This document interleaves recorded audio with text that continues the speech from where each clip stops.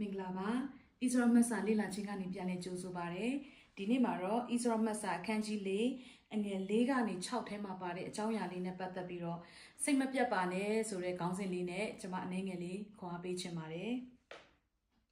ထို့အခါပြည်သားတို့သည်ယူဒအမျိုးသားတို့လက်အားလျော့စေ၍တိဆောက်ခြင်းအမှုကိုနှောက်ယှက်ကြ၏တဲ့ဒီမှာကျွန်တော်တို့ကြည့်တဲ့အခါမှာဘာကိုတွေ့ရလဲဆိုတော့ရန်သူတွေကဗိမာန်တော်တိဆောက်နေတဲ့ယူဒအမျိုးသားတွေလက်အားလျော့လာဖို့ရန်အတွက်တိဆောက်တဲ့အမှုကိုနှောက်ယှက်တယ်ဆိုတဲ့အချက်ကိုကျွန်တော်တို့တွေ့ရတယ်။နောက်ပြီးတော့သူတို့ရဲ့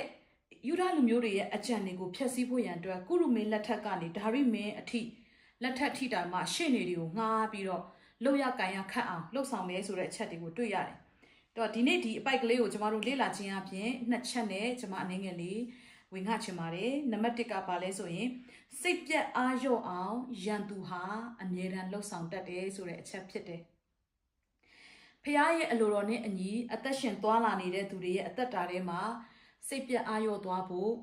့နော်ဖခင်သခင်ရဲ့အလိုတော်ထဲမှာမနေချင်တော့လောက်အောင်ဖခင်ခိုင်းတဲ့အလုပ်တွေကိုမလုပ်ချင်တော့လောက်အောင်ရန်သူဟာအမြဲတမ်းတိုက်ခိုက်တတ်တယ်ဆိုတဲ့အချက်ကလေးကိုကျမတို့သတိထားဖို့လိုအပ်တယ်။ဒီမှာဆိုရင်ဗိမာန်တော်တည်ဆောက်နေတဲ့ကာလမှာပထမပိုင်းမှာတော့သူတို့ကအချိုတတ်တဲ့နီးနဲ့ငါတို့နဲ့မင်းတို့နဲ့အတူတူပေါင်းပြီးတော့ဗိမာန်တော်တည်ဆောက်ခြင်းကိုလုပ်ပြရစေဆိုတဲ့အနုနည်းလေးနဲ့သူတို့ချင်းကပ်တယ်။နောက်ပိုင်းမှာမရတဲ့အခါမှာအခုတော့ဒီမှာတော့စိတ်ပြတ်သွားအောင်အားလျော့သွားအောင်တိုက်ခိုက်တယ်ဆိုတဲ့အချက်ကိုကျမတို့တွေ့ရတယ်။ဒီရဲ့ background လေးကိုကျမအနေငယ်လေးစဉ်းစားစေခြင်းနဲ့ကြည့်စေခြင်းနဲ့ဒီမှာရှိတဲ့ယူဒလူမျိုးတွေကိုစိတ်ပြတ်သွားဖို့ရန်သူဟာတိုက်ခိုက်ရတဲ့အကြောင်းရင်းဟာဘာကြောင့်လဲဆိုရင်ပြိုပြက်နေတဲ့ဗိမာန်တော်ကိုတည်ဆောက်လို့ဖြစ်တယ်။ဖျားသခင်အလိုရှိတဲ့အရာကိုဖျားကိုကြောက်ရွံ့ခြင်းနဲ့လှုပ်ဆောင်နေတဲ့အချိန်မှာအဲ့ဒီလုပ်ငန်းအထမမြောက်ဖို့မာနဟာအမြဲတမ်းတိုက်ခိုက်တတ်တယ်။ဒါလေးကိုပြောရင်းနဲ့ကျမလူနှစ်မျိုးကိုကျမမြင်မိတယ်။တစ်မျိုးကဘာလဲဆိုရင်ဖျားသခင်အလိုကိုဆောင်ပြီးတော့ဖျားသခင်ကိုကြောက်ရွံ့ခြင်းနဲ့ဖျားဖြစ်စေခြင်းတဲ့အရာတွေကိုသိပြီးတော့ရှောက်လန်းနေတဲ့ယုံကြည်သူတွေရဲ့အသက်တာမှာလည်းကြီးစွာသောတိုက်ခိုက်ခြင်းကြုံရတဲ့ဟာရှိသလိုနောက်တစ်မျိုးကိုကျွန်မတွေ့တာဘာလဲဆိုရင်ဖျားနာမကိုအလွဲသုံးစားလုပ်ပြီးတော့ကိုယ့်ရဲ့အကျိုးစီးပွားအတွက်ဖျားကိုအသုံးချတဲ့လူတွေမှာလည်းသူတို့ပေါ်မှာသူတို့ကိုတော့ဝေဖန်တဲ့အရာတွေသူတို့အပေါ်မှာဒီဟာတွေကမှားယွင်းနေပြီဆိုပြီးထောက်ပြပေးတဲ့မြစ်တာနဲ့ထောက်ပြတာတွေရှိသလိုထောက်ပြပေးတဲ့ဟာတွေကိုသူတို့ကတော့အဲ့ဒါတွေကိုဒါငါ့ကိုရန်သူတိုက်ခိုက်နေတယ်ငါဖျားလို့လုပ်နေတာကိုရန်သူတိုက်ခိုက်နေတယ်လို့ကိုဆွဲယူသွားတဲ့လူမျိုးလည်းရှိတယ်ဆိုတော့ဒီမှာဆိုရင်ကျမတို့ဒီကာလဟာဘာကာလလဲဆိုရင်အရာရာပြိုဆင်းနေတဲ့အချိန်ဖြစ်တယ်ကျမတို့မျိုးဆက်ဟာဘယ်လိုမျိုးဆက်လဲဆိုရင်တိဆောက်ခြင်းမှာနော်ဖျားရဲ့တိဆောက်ခြင်းပြုပြင်ပြောင်းလဲခြင်းကာလမှာအစေခံရမယ့်မျိုးဆက်တွေဖြစ်ပါတယ်ပြုပြင်တိဆောက်ခြင်းဆိုတဲ့အရာဟာဖျားရဲ့စကားတော်နှုတ်ထွက်တော်တမန်ကျမ်းစာနဲ့ဖျားအလိုတော်သိခြင်းအပေါ်မှာပဲ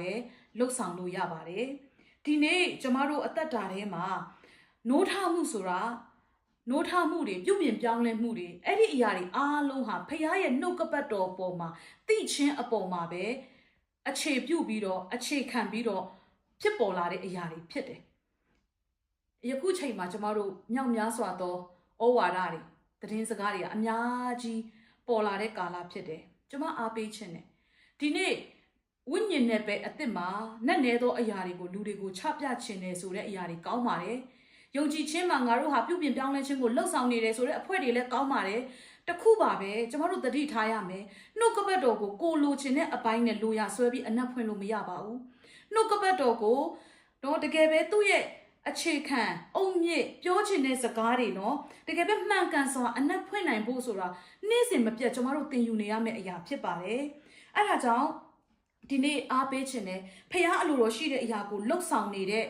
့နော်ဒီပြိုပြက်နေတဲ့ကာလမှာဖခင်ပေးတဲ့တာဝန်နိုင်ရာတာဝန်ကိုထမ်းနေတဲ့ယုံကြည်သူတွေဓမ္မမိတ်ဆွေတွေအမှုတော်ဆောင်တွေအားလုံးကိုအားပေးခြင်းနဲ့ရန်သူကတော့ရန်သူအလုပ်လုပ်မှာပဲဒါပေမဲ့စိတ်မပြတ်ပါနဲ့အားမလျှော့လိုက်ပါနဲ့ဒီကာလကြီးထဲမှာကျမတို့တန်မာဖို့လိုအပ်တယ်ဖခင်ကိုကိုးစားရင်းနဲ့ဒီຢာတွေကိုကြော်ဖြတ်ဖို့လိုအပ်တယ်ဆိုတဲ့အရာကိုအားပေးခြင်းနဲ့နောက်တစ်ချက်ကလုံရကန်ရခတ်အောင်ရန်သူဟာအင်မတန်မှအားထုတ်ပြီးလှုပ်ဆောင်နေဆိုတဲ့အချက်ကိုတွေ့ရတယ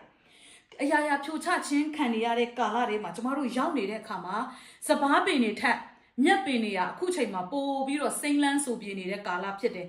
အမောင်တို့တွေအမောင်သားတွေအားကြီးနေတဲ့အချိန်ဖြစ်တယ်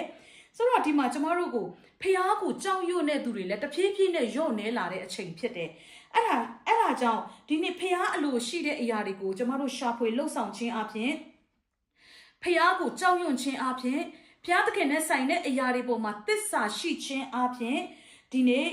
ရန်သူကဘလောက်ပဲတိုက်ခိုက်ပါစေဖျားသခင်နဲ့ကျမတို့ရဲ့ဆက်သွယ်ရေးကိုလုံးဝမထိခိုက်သွားအောင်ကျမတို့ရဲ့ရက်တီချက်တွေကိုမရင်းရိုင်သွားအောင်နှုတ်ကပတ်တော်ကိုပို၍ဖတ်ခြင်းအပြင်ဖျား၌တိုး၍ရှောက်လန်းသောသူများဖြစ်ဖို့ရန်အတွက်အရောက်စီတိုင်းဖျားရှင်ကောင်းချီးပေးပါစေ